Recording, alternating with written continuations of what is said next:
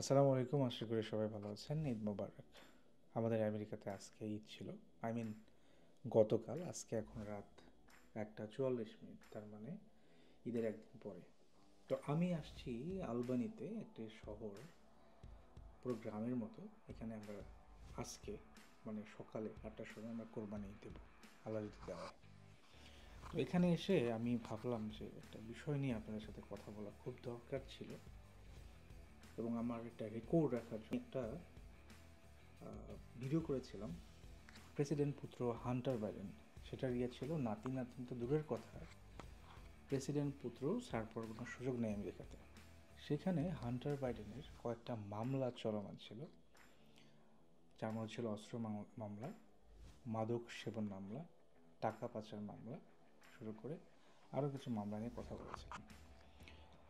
তো প্রেসিডেন্ট পুত্রর একটি রায় হয়েছে, সেটি হচ্ছে, একটু দেখায়নি এটা, শুধুমাত্র অস্ত্র মামলার রায়টা এখানে দেওয়া হয়েছে। তো এই অস্ত্র মামলাটা কেন, অনেক কাছে প্রশ্ন আসতে পারে যে আমেরিকাতে সবাই অস্ত্র রাখতে পারে প্রায়। আপনি চাইলে, আপনি আমেরিকাতে যদি বসবাস করেন, নাগরিক হন, আপনার অধিকার আছে, আপনি দেশের অস্ত্র বহন করতে পারবেন। তাহলে সে কেন অস্ত্র বহন করার কারণে বা রাখার কারণে সে দোষী সাব্যস্ত? সে কি কোনো মানুষকে হত্যা করেছে? না, সে কোনো মানুষ হত্যা করে নাই। তারপরেও তাকে আইনের কাঠগড়ায় আসতে হয়েছে। আরেকটি বিষয় বলে রাখি যে আমেরিকাতে প্রথম কোনো প্রেসিডেন্ট পুত্রকে আইনের মাধ্যমে সাজা প্রদান করা হয়েছে।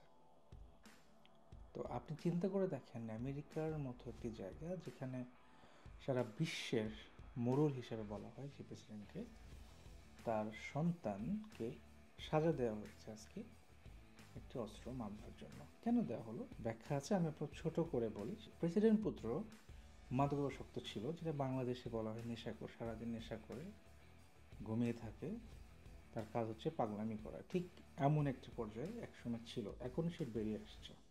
তো সেই সময় দেলোয়ারে গিয়ে, আমাদের আমেরিকার একটা স্টেট, তো সেখানে গিয়ে সে একটা রিভলভার সে ক্রয় করে, এবং যখন সে রিভলভারটা ক্রয় করে সেই সময় সে মাদকাসক্ত ছিল।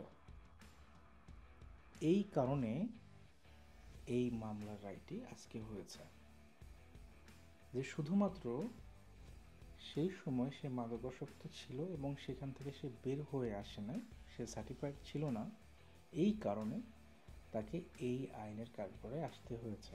যদিও কোনো খুন বা কাউকে হুমকি প্রদান বা কোনো কিছুই সে করে নাই, তারপরেও তাকে আজকে রায়ের সম্মুখীন হতে হয়েছে। দেলোয়ারের 12 জন জুরি 3 ঘন্টা আলোচনার পর প্রেসিডেন্ট পুত্র হান্টার বাইডেনকে দোষী সাব্যস্ত করার সিদ্ধান্ত সক্ষম হয়েছে। 120 দিনের মধ্যে তাকে কারাগারে আসতে হবে, অথবা আপিল করার সুযোগ হয়তো থাকবে, এই আপিলটা সে করতে পারবে, অথবা তাকে 120 দিনের মধ্যে তাকে জেলে যেতে হতে পারে। আমি এতটুকুই আপনাদের মাঝে বলতে চাই যে একটি দেশ, যে দেশটা যদি হয় আমেরিকা, সেই দেশের একজন প্রেসিডেন্ট, তার পুত্র, একমাত্র পুত্র সন্তান, তাকে আজকে দোষী সাব্যস্ত হতে হয়েছে, এবং তাকে আজকে অপরাধী হিসেবে তাকে চিহ্নিত করা হলো যে সে অপরাধ করেছে। সে অপরাধটা আমাদের কাছে হয়তো খুব একটা বড় অপরাধ নয়, কারণ আমরা তো অনেকে চিন্তা করি যে একটা অস্ত্র রাখা আর একজনকে মেরে ফেলা দুটো অপরাধ।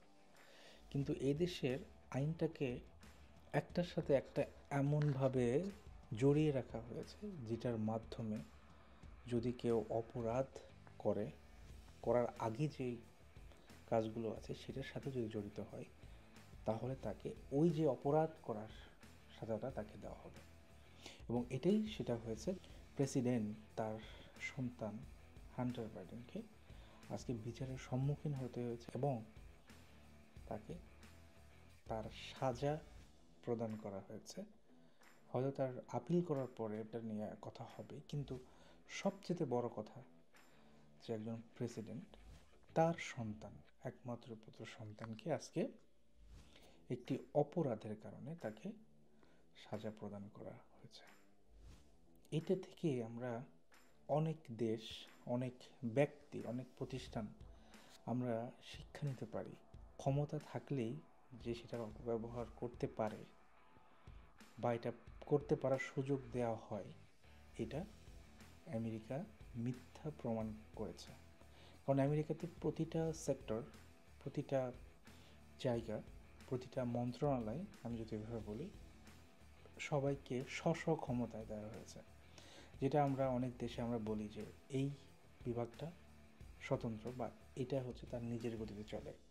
দিন শেষে আমরা হয়তো সেটা প্রমাণ দেখতে পাই না, কিন্তু আমেরিকাতে যে প্রতিটা ডিপার্টমেন্ট, প্রতিটা সেক্টর যে আলাদা আলাদাভাবে কাজ করে এবং তাদের যে মতামত, স্বাধীন মতামত এবং সঠিক সুন্দর তাদের রায় প্রকাশ করতে পারে, সেটি আমরা দেখলাম আমেরিকার প্রেসিডেন্ট জো বাইডেন তার একমাত্র পুত্র সন্তান হান্টার বাইডেনের আজকে রায়ের মাধ্যম দিয়ে।